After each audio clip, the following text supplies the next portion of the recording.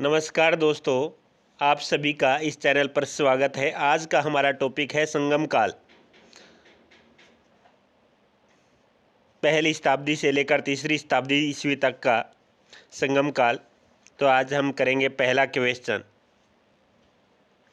लाल chair के नाम से प्रसिद्ध वह चेर शासक कौन था जिसने कणगी या पतिनी के मंदिर का निर्माण कराया था? ये था एलारा। यानी शासक कौन था? चेर शासक एलारा, जिसने कणगी या पतिनी के मंदिर का निर्माण करवाया था। तमिल का गौरव ग्रंथ जीवक चिंतामणि किससे संबंधित है? तो ये जैन धर्म से संबंधित है भाई। यानी तमिल का गौरव ग्रंथ जीवक चिंतामणि जैन धर्म से संबंधित है। करते हैं नेक्स्ट। तमिल भाषा के शिल्पाधिकारम और मणिमेकलाई नामक गौरव ग्रंथ किससे संबंधित है? शिल्पाधिकारम और मणिमेकलाई नामक गौरव ग्रंथ ये बौद्ध धर्म से संबंधित है। कौन से धर्म से संबंधित है? बौद्ध धर्म से संबंधित है। निम्न में से कौन संगम युगीन व्याकरण रचना सर्वाधिक महत्वपूर्ण रचना मानी गई है? ये मानी गई है तोलकाप्पियम।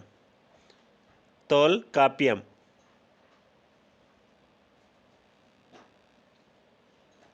निम्नलिखित राजवंशों में किसका उल्लेख संगम साहित्य में नहीं हुआ है? कदम जो राजवंश है उसका उल्लेख संगम साहित्य में नहीं हुआ। चेर, चोल और पांड्य तीन जो राजवंश हैं इनका ही संगम साहित्य में उल्लेख हुआ है। संगम युग में उरेयूर किसके लिए विख्यात था? तो ये था कपास के व्यापार का महत्वपूर्ण केंद्र।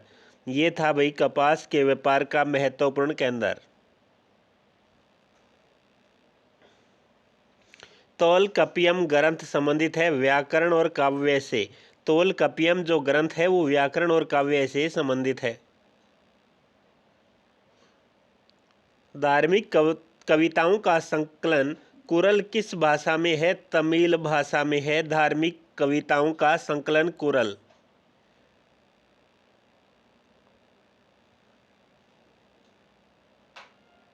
अब देखिएगा नेक्स्ट 9वां क्वेश्चन संगम काल का। किस संगम युगीन राज्य के संरक्षण में 3 संगमों का आयोजन किया गया? पांड्य का किया गया। यानी किस संगम युगीन राज्य के संरक्षण में 3 संगमों का आयोजन किया गया था? यानी पांड्य। अगला देखिएगा, किसने उल्लेख किया है कि नंदों ने अपना कोष गंगा की धारा में छिपा रखा था?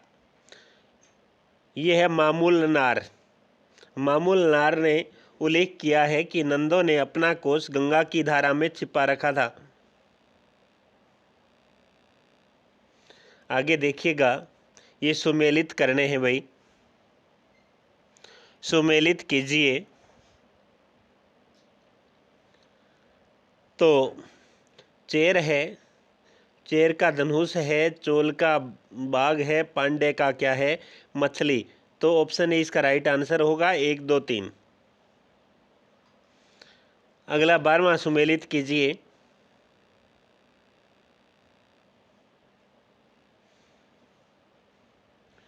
तोलकाप्पियम का तोलकाप्पियर ये तो है संबंधित। शिल्पाधिकारम का इलांगो आडिगल, मणिमेकलाई का शीतले सतनार, जीवक चिंतामणि का तिरुतकदेवर।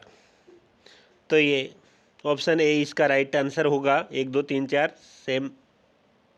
देखिएगा अगला,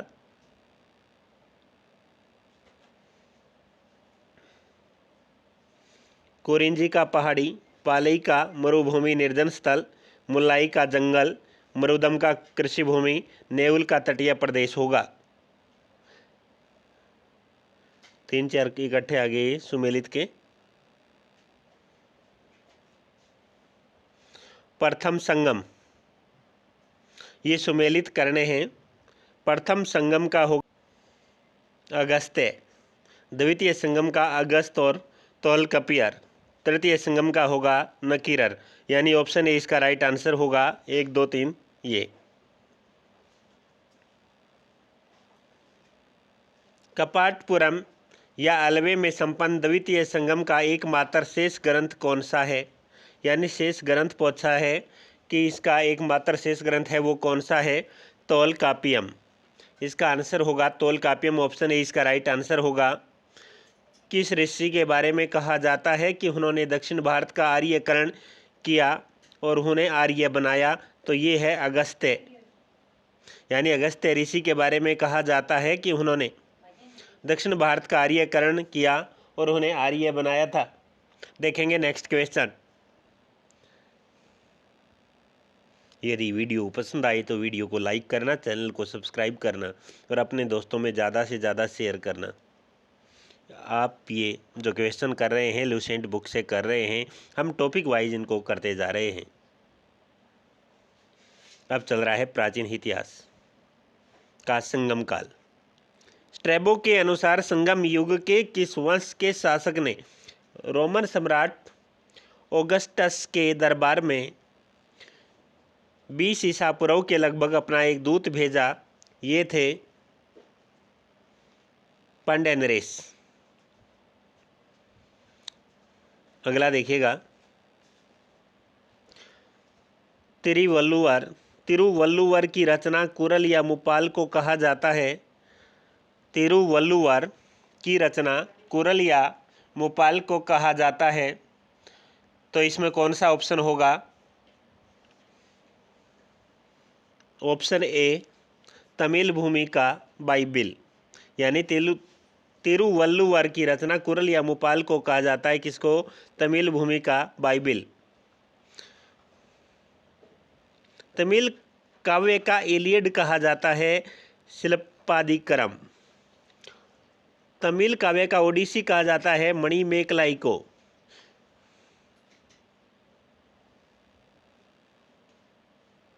पुअर कावेरी पट्टनम की स्थापना किसने की? कारिकाल ने। और अगला देखेंगे क्वेश्चन संख्या 22। सुमेलित कीजिए। तो इसका होगा चेर का होगा सेनगुटवन, चोल का कारिकाल, पांड्य का नेंडुजेलियन होगा। ऑप्शन ए इसका राइट आंसर है। 1 2 3 वाला। मुजरिस किस राज्य का प्रमुख बंदरगाह था? यानी मुजरिस किस राज्य का प्रमुख बंदरगाह था? चेर का। चेर राज्य का प्रमुख बंदरगाह है मुजरिस। किसके संबंध में यह कहावत है? जितनी जमीन में एक हाथी लेट सकता है उतनी जमीन 7 आदमियों का पेट भर सकता है।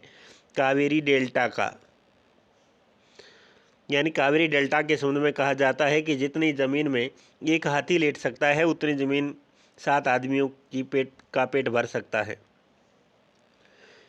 प्लिनी के ग्रंथ और अज्ञातनामा लेखक के ग्रंथ पेरिप्लस के अनुसार मोती के सीप पांड्य देश के किस क्षेत्र से निकालते थे? कोलचे से निकालते थे भाई। यानी प्लिनी के ग्रंथ और अज्ञातनामा के लेखक के ग्रंथ पेरिप्लस के अनुसार मोती के सीप पांड्य देश के किस क्षेत्र से निकालते थे? कोलचे से निकालते थे। ऑप्शन सी इसका राइट आंसर होगा।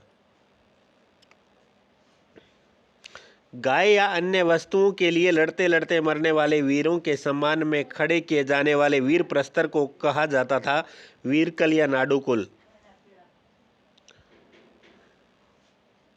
प्राचीनतम तमिल देवता मुरुगन किस वैदिक देवता के सदृश्य है? स्कंद या कार्तिकेय।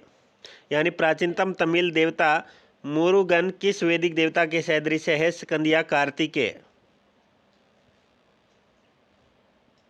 संगम कालीन साहित्य में कौन, को और मनन किसके लिए प्रयुक्त होते थे? राजा के लिए प्रयुक्त होते थे। निम्न में से कौन से संगमकालीन पतन पश्चिमी तट पर स्थित थे? नीचे दिए गए कोट यानी कौन सा होगा? ऑप्शन होगा सी 3 व 4 तोंडी और मुसिरी। यानी संगमकालीन पतन पश्चिमी तट पर स्थित थे। एक तो तोंडी था और एक मुसिरी था।